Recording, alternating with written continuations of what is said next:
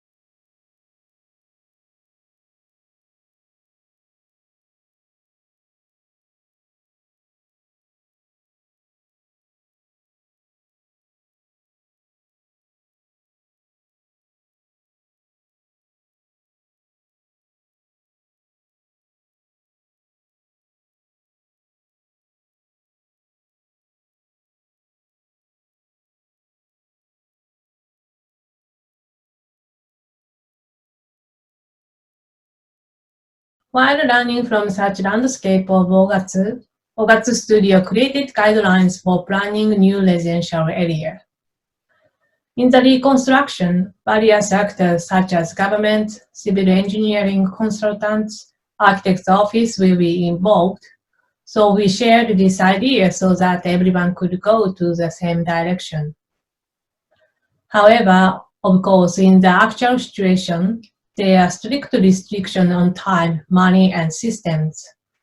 So as a result, what we have learned has been incorporated as a small element at some key points. For the new residential area, we planned the road shape and housing layout based on the original village structure, and negotiated with government many times and put together a compromised plan. Also, for the public housing, the government initially offered a modern type floor plan, but we proposed 2 alternative plans and it was realized.